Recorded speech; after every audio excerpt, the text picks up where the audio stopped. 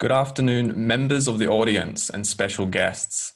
Before we begin the proceedings, and on behalf of all those present, I would like to acknowledge the Gadigal people of the Aurora Nation upon whose ancestral lands our city campus now stands.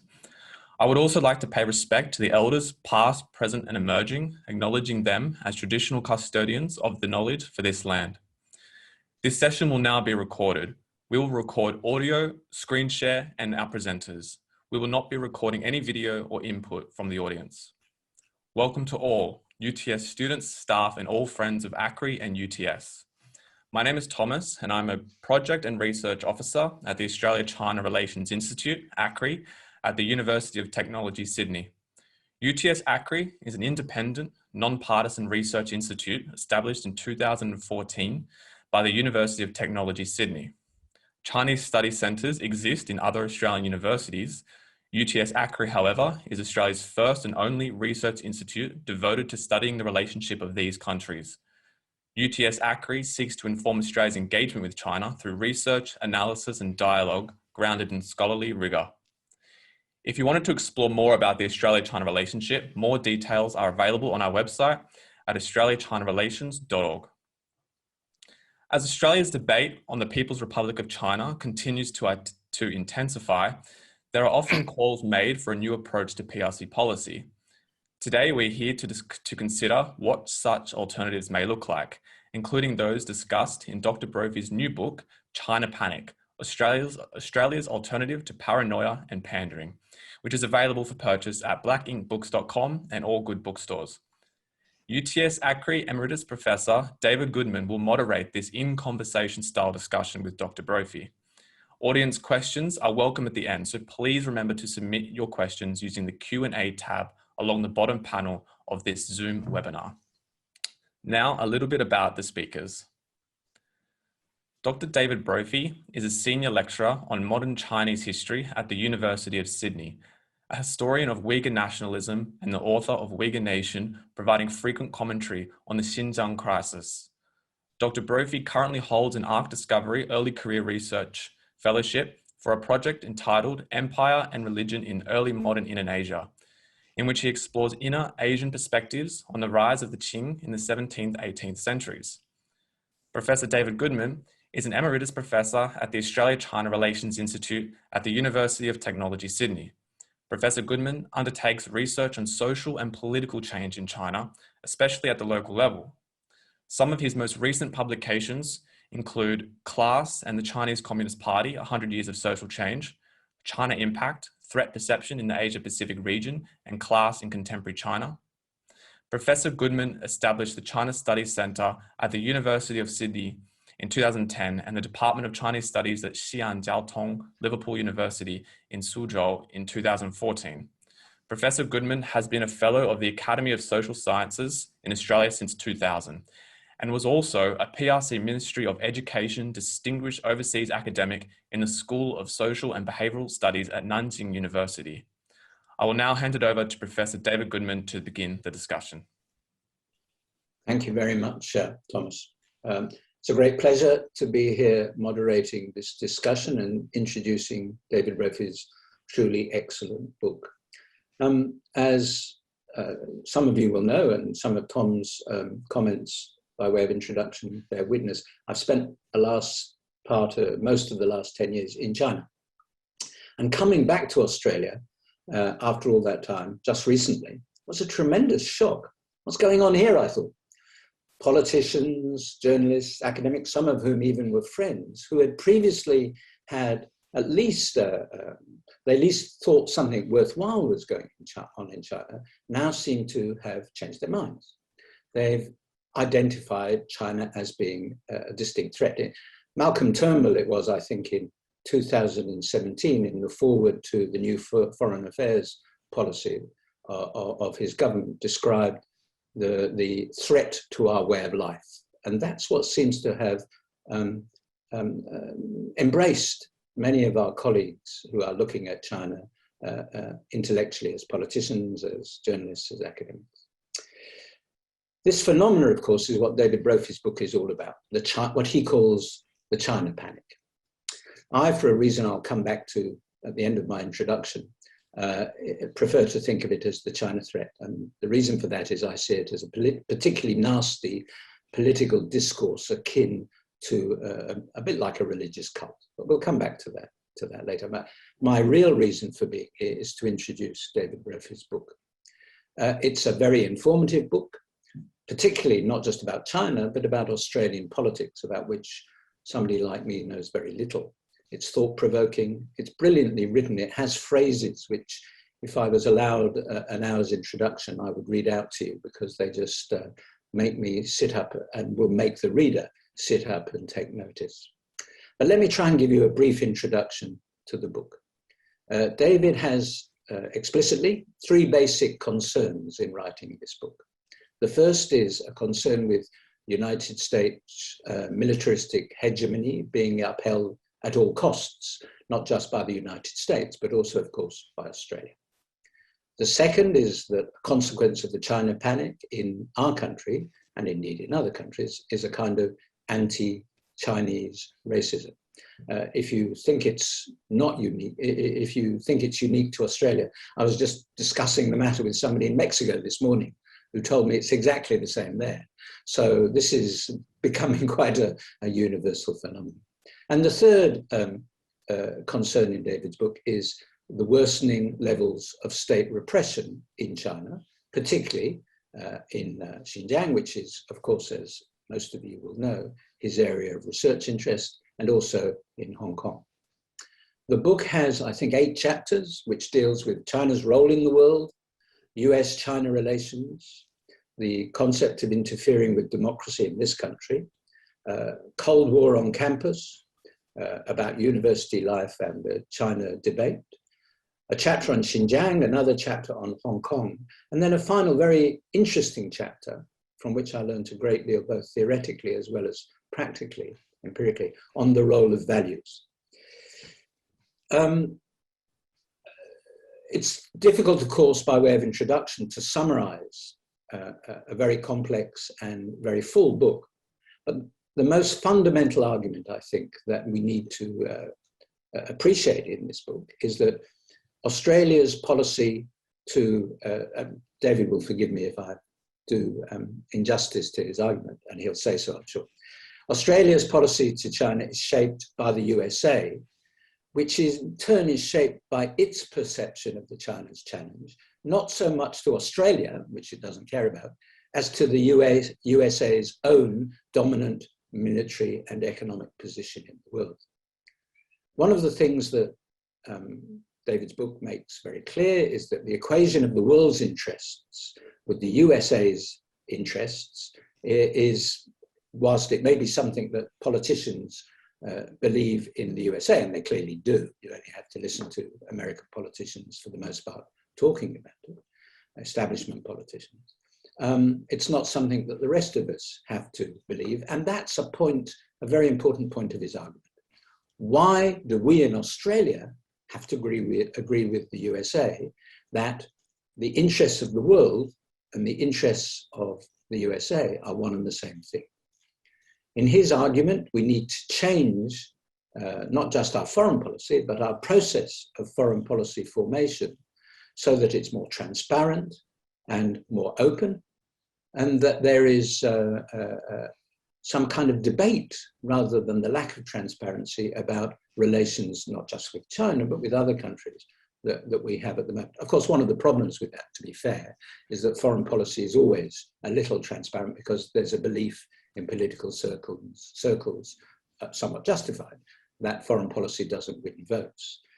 Now, there's much else besides along the way in his book, and I'm sure we will talk about it when we move into some questions that I'd like to put to him. So I apologize for any oversimplification. Let me just make my point, though, about the China threat. I know very little about Australian politics, and a lot of the book is about Australian politics. I know a bit more about China, and reading the book, it reinforces my belief that I've noticed since I've been back in Australia, that there's a kind of new religious cult here. I mean, calling it a religious cult is a bit cheap and cute, but why is China an existential threat? Well, it's an existential threat, we're told, because it's a military and an economic threat, particularly to the USA, but also to everybody else. And it has to be those things in order to be the existential threat, the threat to our way of life. And what I don't understand is the evidence that proves that. Just think about this.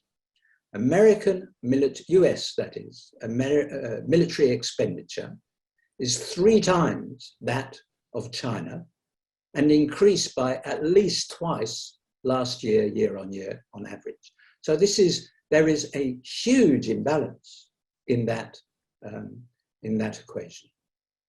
Then when you look at economic performance, China's, the USA's GDP per capita is of the order of $68,000 US per head a year. China's is something of the order of around 12, which is 12,000 US dollars, which is around the average for the whole world. Now, of course, you can argue that China, having an authoritarian government, is well able to mobilize its resources more meaningfully and more concentratedly than a country which was more open and had a higher level of GDP per capita, as for example, Australia. But nonetheless, at the end of the day, the things that states and governments do for their people have to be met out of a budget which is not very well supplied by GDP per capita in China, compared to the United States. One might add, of course, again being a little cheap, that the United States cares not to provide welfare to its citizens. And whilst China doesn't provide welfare on the scale of Australia, it might well choose to do so in the future. So why are people going on about this existential threat? And that's something I really am a little concerned about. Okay, so that's by way of an introduction. Let me ask then start off by asking some questions of David, if that's okay. So my very first question to you, David, is what do you think, and what do you write about in the book, what do you see as China's view of its place in the world? The China Panic, your book is all about understanding and misunderstanding China. So what do you think this is? Thanks, David, and thank you for the introduction. And it's wonderful to see so many people on the webinar today. I mean, there's no single view of China's place in the world in China, of course. It's a very diverse place, but of course, at the same time, people like Xi Jinping don't emerge from nowhere. He must represent a certain consensus at the top of Chinese society, at least. And I think that, I think the narrative is centered on this idea of China as a place that has traveled a vast distance historically in the last century or so. There's really no comparable case of a country that has risen from being a victim of the industrialized imperialism of the 19th century to the status certainly of major power, possibly great power, superpower, even in the world today. That's really a unique journey, and it's left scars on China. They've been on the receiving end of Western liberalism. That's left I think a deep skepticism in politics towards the desirability or necessity of liberalizing the political system in China. I don't think we can conclude from that, as people often do, though, that China is bent on a mission to undermine liberal democracy internationally. This is a trope of the discussion that I would dissent from. But certainly, it's looking for recognition of its system as a valid and viable alternative to a system like Australia's. I think people in China are still conscious as well. China still has a huge distance to go. Certainly in terms of being able to offer its population anything like the living standards that we enjoy here in Australia. So on the one hand, China is, yes, the second largest military in the world, has more billionaires than any other country in the world. But depending on how you cut things, it's still very much a developing country. And so there's a mixture of confidence and vulnerability in China today. And I think that I mean, I think of China in some ways as comparable in a sense to Australia, in that in Australia, just as there was a sort of an equilibrium in elite opinion between the sort of the security-centered, paranoid view of China and the and the business-driven engagement view of China. I think China's been having a sort of a similar debate as to how things would play out once it started to reach the point where its growth encroached on particularly American influence in Asia and what that would look like. There's certainly, there have been people arguing to maintain a more accommodating line on that. They seem to have lost out clearly for the time being, and China's asserting itself more aggressively. There's domestic clampdown going on in a range of spheres, across the education system, in regions like Xinjiang, the detention, disappearance, imprisonment of dissidents. I mean, there's a low point in terms of domestic Chinese politics. There's no denying that, and I certainly wouldn't want to argue, and I don't in my book, that it's the international situation that is driving all this. I think that China's elites have come to the position that they're in for a bumpy ride, even domestically, no matter what. You look at the interest in stabilizing the financial system, is the constant discussion of the shape of the economy. Demographics obviously is in the news the last couple of days with the shift in the birth control policy. Having said that, I don't think the international climate is helping, particularly when you have a country like the United States shifting towards an explicit strategy of great power competition with China. I think that sets us on a course in which we can, imagine a sort of rise in nationalism and a deterioration of possibilities for more productive forms of exchange between China and the West on both sides. Do you think that China actually has a territorial, aggressive attitude towards any part of the rest of the world?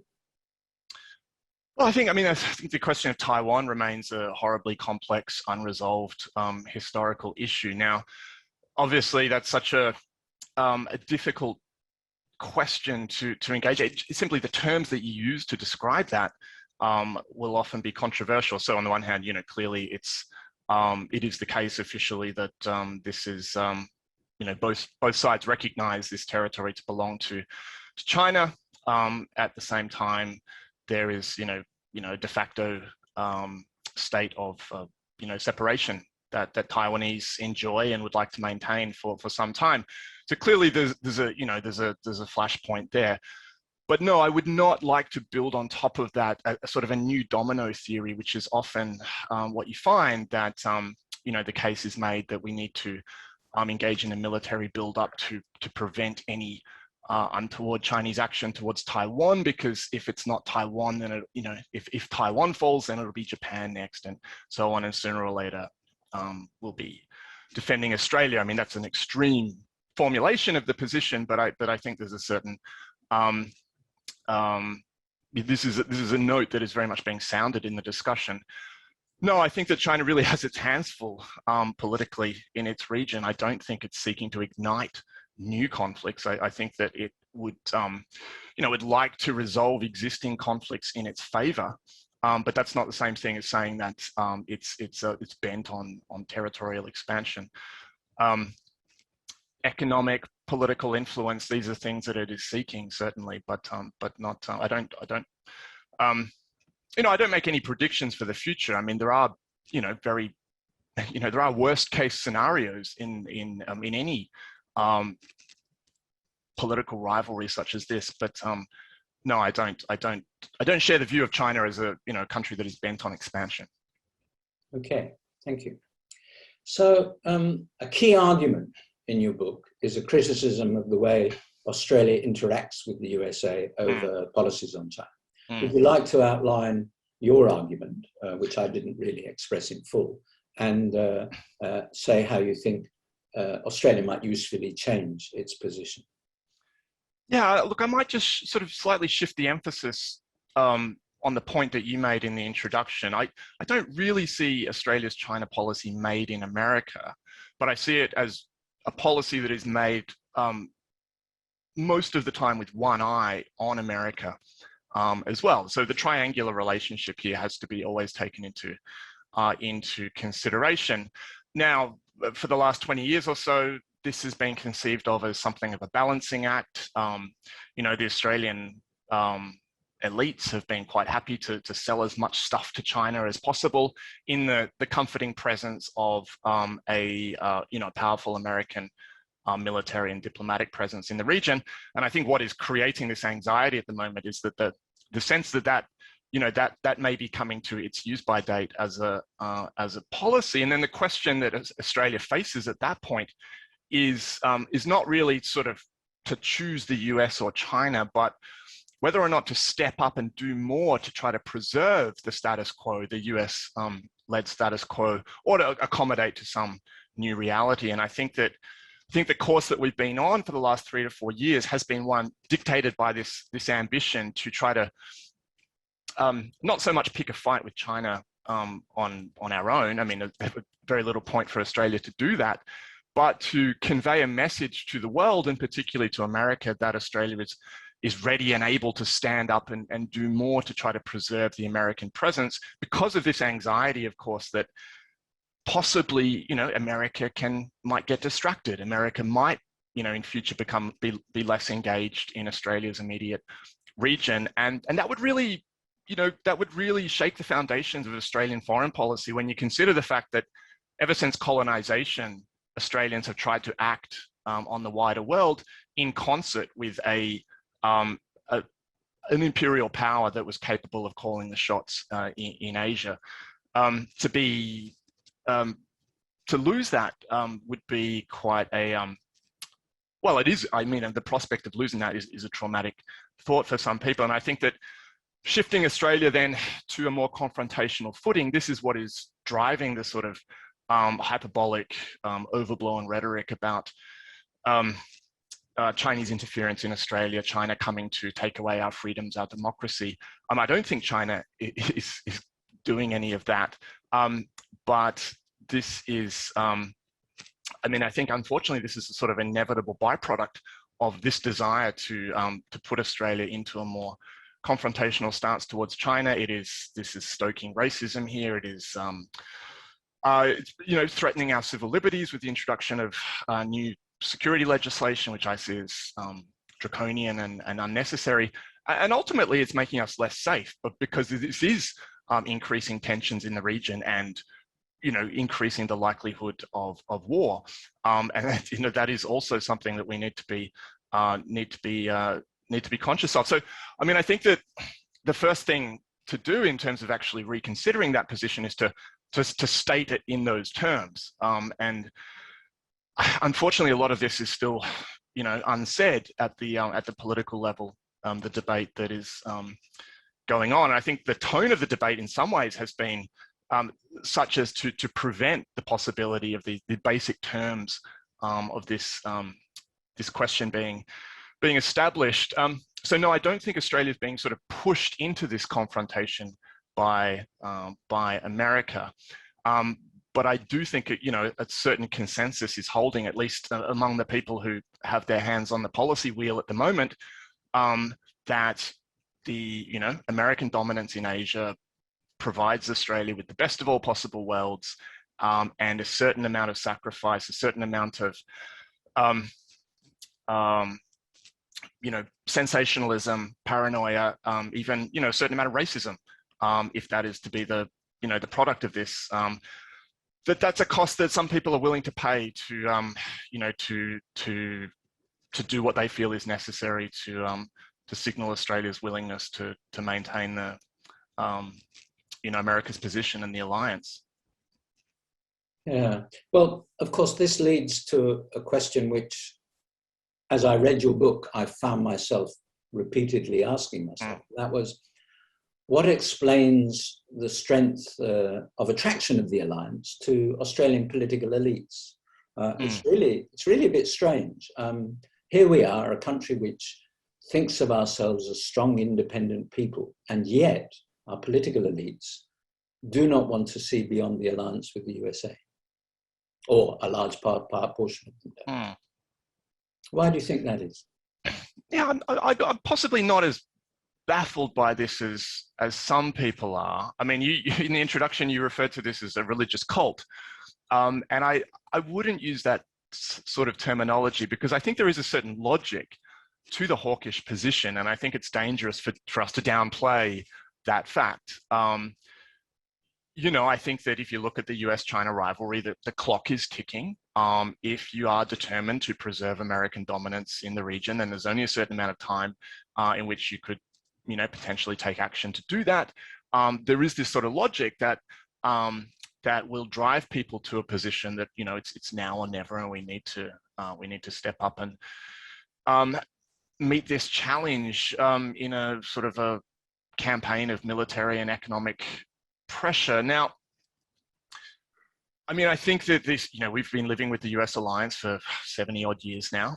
I mean, I think that there are cultures and subcultures in Canberra, and there are certain sections of the bureaucracy or the foreign affairs establishment that are more integrated with, you know, American perspectives than others, probably. I don't do a lot of discussion of that in the book, but it is there. I mean, there are certainly groups that we could identify as lobby groups, networks that exist to foster a certain, you know, trans-Pacific consensus on these kinds of issues. We also have to take into account the fact that a lot of significant sectors of the Australian economy receive a huge amount of American investment, far more than Chinese, of course, American and British, you know, the sort of the heavyweight resource sector, strong American presence. We've also exported, you know, people like the Murdoch family to America. So, you know, there's movement in both directions. There is this integration.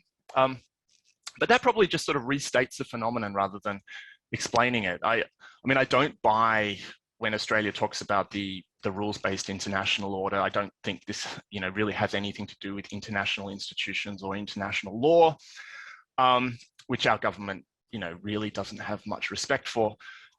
I mean, I do think it represents a certain vision of world order that Australian elites have decided is in their interest, one that allows Australia to, you know, conduct economic activity, invest, repatriate profits, a certain liberal economic system that favors wealthy advanced countries like Australia at the expense of the developing world. Those are the kinds of rules that Australia has generally been in favor of. As a small country, I think there's probably something to the claim that people make that Australia has a certain interest in working through organizations like the WTO, for example, rather than just sort of, you know, bilateral trade negotiations. That is the case. So there's a certain sort of vision of world order that people are attracted to and they see as associated with America. I also think we need to consider more, you know, closer to home, the question of Australia's influence in the Pacific, and the you know, the preference that Australia has had, again, for more than a century, really, of exerting that influence in conjunction with the presence of a more powerful patron.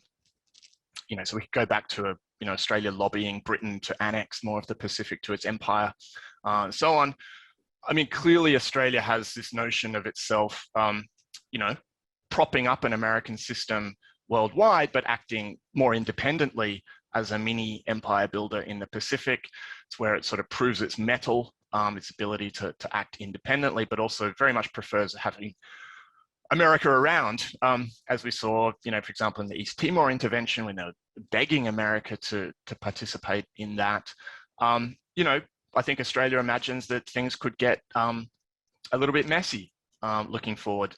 You know, people have embraced this concept of the great game to describe how they imagine politics in the Pacific playing out in the rivalry with China going forward. It's a really alarming metaphor to me when you think of, you know, what the great game has actually done to countries like Afghanistan in the past. You know, this is not an attractive prospect, but nonetheless, people feel that, you know, we are in it to win it, and this is and it's better that we have America in the region.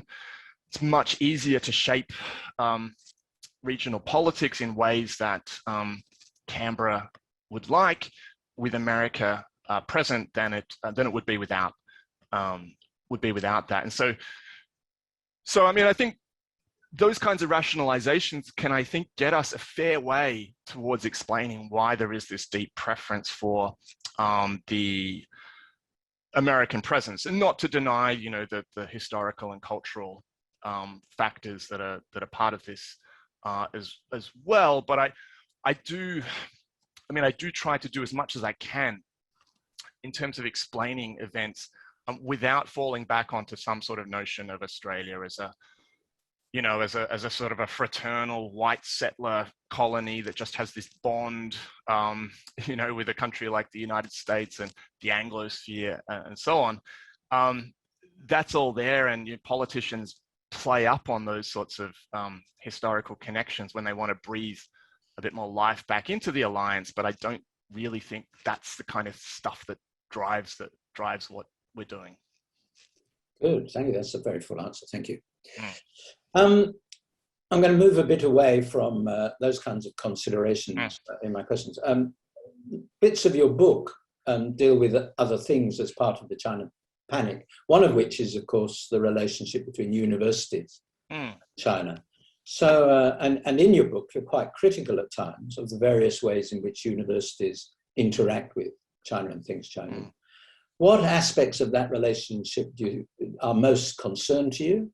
And how do you think it would be most appropriate? What would be the most appropriate ways for universities and for academics to be involved in discussion of China, or involved with? Are you referring to universities' relationship to China, or the sort of the policy shift and its implications for universities, or both of those? Oh, I'm not. Both of those. Well, things? I think both, but I think the most important that you're talking about in your book is the attitude of universities to China, to some extent, as a cash cow, and then questions of what follow in terms of possibly censorship or that kind of thing.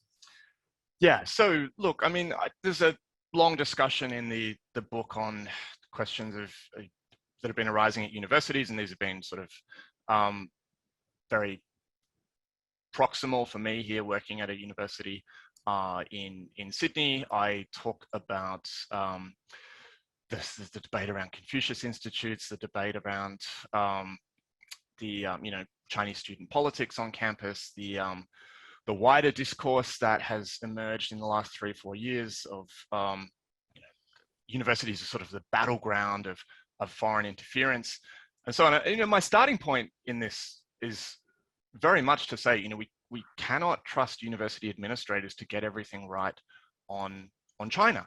You know, but I don't think that you know, China needs to be singled out here as an exceptional case. You know, we have had, you know, events cancelled, you know, universities make compromises that seem to be in the interests of maintaining good relations with China. You know, we had an event here at Sydney University cancelled at the law school a couple of years ago, thanks to pressure from the embassy of Morocco, apparently.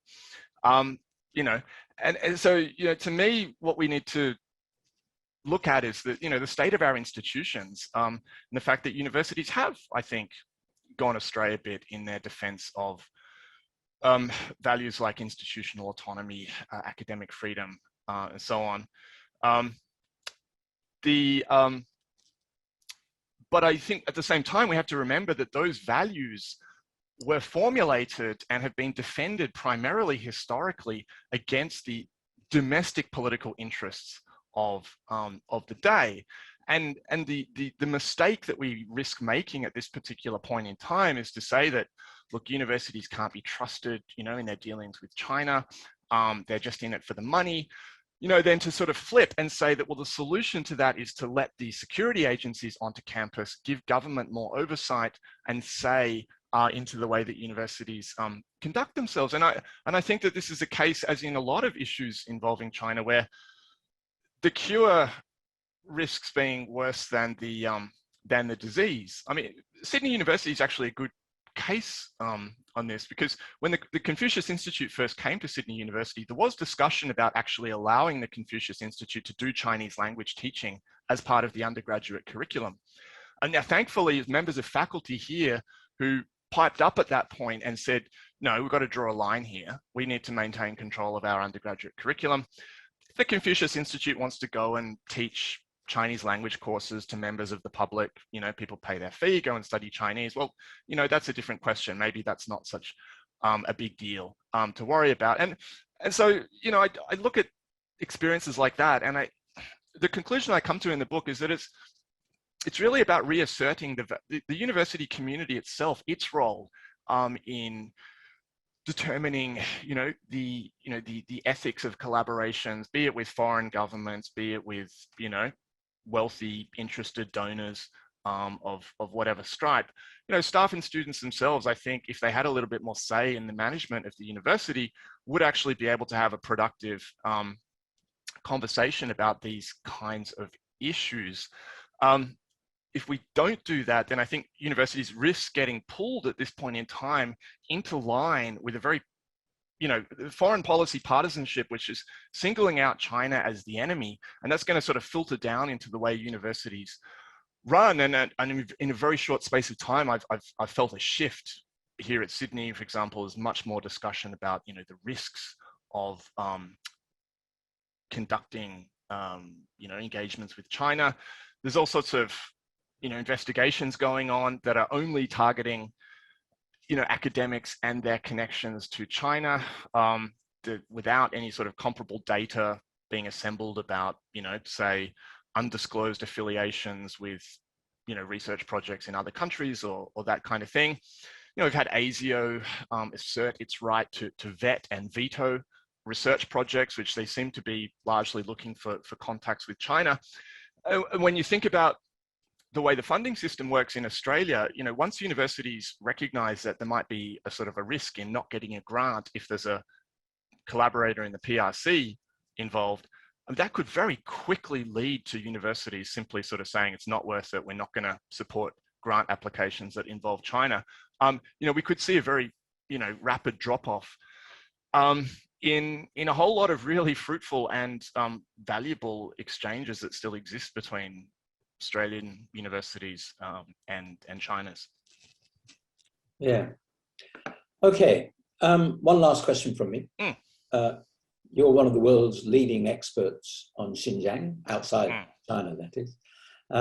In your book, you describe the PRC's repression in Xinjiang and generally in China. How might and how should the Xinjiang situation be resolved domestically within China, and how what should be the appropriate international responses be to this? I should tell you before you start to answer, we had a question. We're having questions coming in already, and one of the questioners objected to your use of describing the persecution of Uyghurs as a domestic low point, and they made the point that shouldn't we be panicked? Right. Against the title of your book, shouldn't we in fact be panicked about China flexing its muscles in this way, not simply because it's dealing with people in China, but also it might deal with dissidents globally in the same way. Okay, well, let me try to deal with both of those questions. Now, I mean, your first question is interesting to speculate about. It's not something I'm holding my breath for. When we know what the basics of some kind of resolution, at least a move in that direction would start to look like. It would mean winding down the campaign that's been going on for the last 3-4 years. It would mean closing the re-education camps, obviously. I mean, what I really worry about now is the amount of people who've been filtered out of those camps into the formal criminal justice system and been receiving extremely lengthy sentences for, for political offences, stuff as trivial as, encouraging their peers to be more religious and pray. So, for any justice in those types of cases, it's going to have to be, people are going to have to be let out, and there's going to have to be rehabilitation, political rehabilitation. This is, things like this have happened in Chinese history, but in the current trends, no one can sort of be that confident this is around the corner. I think that the basic issue in Xinjiang is that the party just will not acknowledge the existence of any political issue here. They will, they want to treat it simply as a sort of cultural developmental issue that they seem willing to sort of sacrifice a generation or two to refashion the local non-Chinese population into a more docile, more Chinese form that they think will reconcile themselves to the the symbols and the identity of mainstream China. I think that that's a very unlikely outcome here. But nonetheless, in terms of making a place like Xinjiang a more livable place for all of its residents, this is going to involve political change from within China, and we have to, I think, calibrate everything we do around that basic fact. So for example, creating a discussion outside China that people from the PRC who are interested in having a conversation about these kinds of issues, that they can join and participate in, and that that we can put a credible case to those kind of people, that our advocacy around these issues is motivated by a desire for justice for all, is not part of any kind of campaign to contain China's rise. So the question of what government or civil society outside can do, I think that the Australian government it's critical. It's it's calling for things that I think would be productive, like a United Nations fact-finding mission, and so on. In terms of actual policy responses, though, it's been pretty lackluster. So one of the big issues recently has been this discussion around the labor transfer programs, both within Xinjiang and between Xinjiang and the interior, and clearly there's a question there as to to what extent these are tainted by coercive practices, and to what extent does that implicate global supply chains and so on. This requires serious investigation. The Australian government hasn't even signed the most recent ILO treaty on the question of forced labor. So there's sort of basic issues of credibility and levels of interest in dealing with issues like labor exploitation in China that I just don't see in the government today. So I think obviously it's better that they say that they are critical, but I think it's not just a question of how loudly you say something. It's also a question of what you say and the credibility with which you say it. So I do talk in the book, given that there are no direct policy levers that someone in Canberra can just pull and improve the situation in a place like Xinjiang, we do need to think about the global climate that is unfortunately relatively tolerant of the abuse of counterterrorism laws, counterterrorism campaigns for persecution of minority ethnic groups and so on. We need to sort of situate the problems in Xinjiang in that kind of context, and start to try to build a bit more credibility into our position. If we want to talk about standing up for values, right? That's something I'm all in favor of, but for something to actually count as a value, it can't just be directed at one country alone. And I think that Australia's position internationally, we need to sort of combine our advocacy on questions like Xinjiang with addressing the deep failings of Australia's position on, say a question like Israel-Palestine at the moment. And I don't bring that up, for the sake of sort of whataboutery. It has a direct impact on the situation in Xinjiang, even if you only care about what's going on in China. The fact that countries like Australia and America have really isolated themselves on Israel and Palestine means that the last couple of weeks, you've had China at the United Nations holding forth, coordinating the UN response on this issue, and really sort of taking the stage as a defender of human rights. And if anyone is interested in generating international pressure on China on questions like human rights, you have to see that as a setback, right? So I think that these issues are intimately linked. In terms of what sort of civil society responses, we have to remember that, the the Uyghurs in Australia are a small community. They're quite isolated still.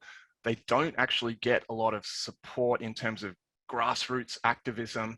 I think, you know, just publicizing the issue, the campaigns that individual family members are running to, you know, find out their whereabouts of their relatives, or to secure the release of people who've sort of tragically ended up receiving long prison sentences and so on. I mean, these are issues that are not going to go away, and I think we need to, you know, I think we need to get behind these types of campaigns. I just think we need to be, you know, explicit when we do that kind of thing as the basis on which we are, you know, we're doing that. I mean, my opposition to what is going on in Xinjiang rests on my basic opposition to racism and Islamophobia.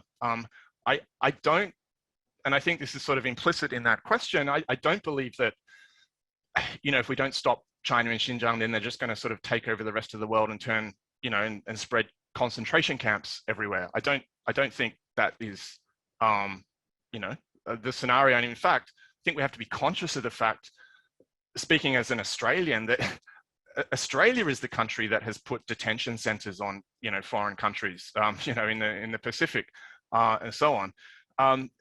We are the ones who are sort of exporting authoritarianism to the wider region. I don't see China doing that at the moment. You know, so it's just about, again, on all of these issues, it's just about isolating the principle on which we're acting and you know, articulating it on that basis. Without concentrating only on Xinjiang, there's another question here which is quite interesting. You might want to quickly comment on it. Somebody said, do you see China's policies and practices in Xinjiang at the moment as genocide, as claimed by current and past presidencies in China? This has been a really sensitive question for the last few months in particular, when it emerged as a demand of campaigners that you know, governments should take up this term of genocide. It's very understandable to me why campaigners would be pushing for this. It's the crime of crimes. It's you know, if you're looking to trigger an international response, then, you know, getting consensus that there would be, that this is there's a genocide going on, that would you know, there's a certain logic to that. Unfortunately, the fact is, though, that there is no consensus around this issue. You know, so we had a situation in America, for example, where the State Department lawyers said that they didn't believe the evidence amounted to genocide. Mike Pompeo then came out and said that he did think that. You know, Human Rights Watch has put out a report saying that they believe that the situation amounts to crimes against humanity, but not to genocide. And look, I mean, as someone who is, I mean, I have sort of one foot in the activist world on this issue, and I know in various contexts around the world, people talk about, you know, genocides taking place. And when I hear people talking about that in Xinjiang, you know, I don't, it doesn't particularly disturb me. You know, I'm not interested really in, you know, arguing strongly that they shouldn't use that kind of language. But if you ask me as an academic, you know, who is following what the lawyers are saying and the academic writing, I mean, no, my position is not yet that this amounts to a situation of genocide. Just have to, you know, of course, emphasize that something does not have to be the crime of crimes in order for it to warrant sympathy and a response. I feel, in a sense, that the specific discussion as to what term you should use to describe this situation is not the most important thing to be, you know, focusing on necessarily. Rather, you know, I think the more specific questions about, you know, trying to really refine our view of what precisely is going on, acknowledging all the difficulties in doing that, and then this strategic discussion about how do you actually influence a situation, you know, so that we, you know, things are actually moving in the direction of improving, you know, the lives of people inside China. It's a difficult conversation, but it's one that we need to, you know, keep going. Okay, let's come back then to some wider issues, strategic issues. An American who is in the audience has said that Americans sometimes get fed up with being, on the one hand, accused of being imperialists, and on the other, being expected to be the policeman of the world. Wasn't quite the words they used, but that's what it amounts to. The question to you is, do you really believe, do you really prefer a world in which other countries face China individually and without US support? Right, okay. So this goes back to the whole question of, Australia's choice. The choice between acting to shore up an American dominance, and then I didn't really spend time on the other side, right? What does it mean to kind of adapt to what's the alternative, adapting to a strategy like that? Now, I think that, one of the sort of the claims that is implicit in a lot of this discussion is that, the direction of global politics, the state of, the cause of democracy, let's put it that way, is in some way a reflection of the domestic constitution of the most powerful countries within that system, right? So America's dominant, America is domestically a democracy, therefore things will generally trend in the direction of democracy. China's not, and therefore things won't. And I just think that's a really simplistic and incorrect way of looking at global politics and the question of democracy more generally. I don't think that American dominance has been an unalloyed boon for the cause of democracy worldwide. It's just on my mind because there's an article today talking about Australia's role in Chile in the 1970s and whether or not Australian intelligence was involved in the downfall of Pinochet. There's many more examples you could bring to point to the countervailing evidence that America is as a force for democracy. What I think is bad for democracy is not this or that country, but superpowers and superpower rivalry. Bad for democracy. We're starting to see that already in the way that Australia and America are cozying up to a country like Vietnam with the Communist Party. We're talking about how Australia and Vietnam share common values. We know where this is going to lead. Situations of rivalry will inevitably result in countries, shedding their inhibitions about collaborating with nasty, undemocratic regimes for the sake of pursuing a, victory in this sort of rivalry. So I think the alternative really is not to just sort of sit back and try to muddle through. The alternative is to say, superpowers are bad for democracy. Superpowers behave in appalling ways.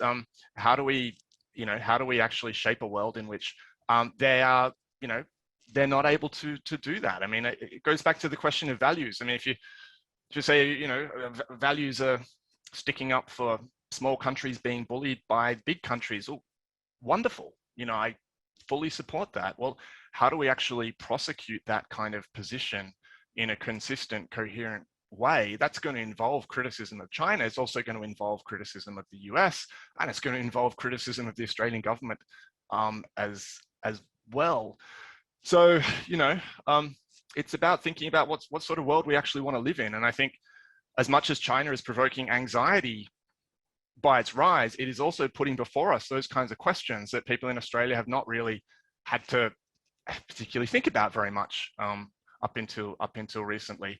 But there's been this sort of stable status quo, friends with China and the US. Australia's now in a position that most countries in the world are in a position, thinking about what it would be like to be a small country in a world where, unfortunately, a lot of the principles of international governments and international institutions have eroded, creating a system in which, might often does make right. And that's something that needs to be addressed. Okay, good.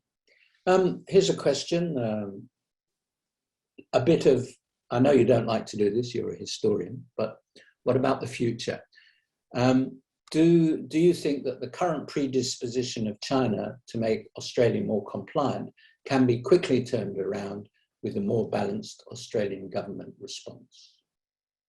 Okay, well, this book is not a manual of how to get back in China's good books. It's not a manual of how to restart exports to China or anything like that. But I do think if anyone is out there is sort of suffering from Chinese trade bans or anything like that, they have a right to ask the question, you know, is my sacrifice, is this for good reasons? Has this been worth it? Is this serving some higher purpose? And my answer to that question is no. This has been about an Australian government pursuing confrontation for confrontation's sake, in order to convey those kinds of messages to the world, to try to catalyze this American response. That, to my mind, is not something that people should be losing their livelihoods for in Australia. Now, then we get to the policy level, of course, there's lots of policies that I think have been completely counterproductive and could be easily undone. I think the foreign interference legislation was unnecessary. I think it's draconian. I think that it's endangering civil liberties. I see no reason why it couldn't be scrapped. I think that people who've had their visas torn up, the scholars from China who were exiled effectively, I think those kind of people should be allowed to reapply for their visas. I don't see any need. I mean, look, I don't have a strong position for or against this or that form of foreign investment, but I don't see any value in a government just sort of blocking Chinese investment in a discriminatory way in areas that are, to my mind, have no relationship whatsoever with any sort of principle of security. Look, I don't think we should be engaging in this very loud, brash military buildup, all very explicitly targeting China. I think there's a lot better things that we could be doing with our public resources in Australia than investing in beefing up our strike capacity for design, all designed and with some kind of potential war alongside the US against China in mind. That's sort of the driving principle of Australia's defence procurement policy at the moment. To my mind, war with China is just would be an unthinkable disaster, and it's not something that we should be, in any way contemplating at any level of policy. Well, now, if China ends up, but these are things that these are measures that we should be taking based on the effect that this is doing to Australian society and the role that Australia is playing in the region, not whether it makes China happy or not. That's not the measure of good policy. That's thank you, David. That's good enough place to end as any. I've been told we have to wind up now. So thank you for answering my questions, and I'll hand over to Thomas. Thank you very much, David, and thank you all for being here today.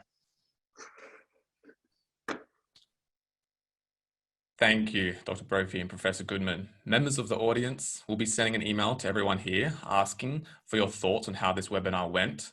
If you could please fill out that feedback form, we'd really appreciate it so that we can make sure that future UTS ACRI events are a better experience for everyone involved. As previously mentioned, Dr. Brophy's new book is available as of today, and I'll put up a photo of the book cover here so if you'd like to delve deeper into the topics on discussion today, oh, he's holding it up now as well, then please go pick up the book. So if you want to know more about the Australia-China relationship and about our research, more details are available on our website at australiachinarelations.org. The discussion today is also available there and will be available on YouTube at a later date. Please follow us on Twitter for the latest news at ACRI_UTS. Thanks again to our speakers, Dr. Brophy, Professor Goodman, and to our audience. Have a wonderful day.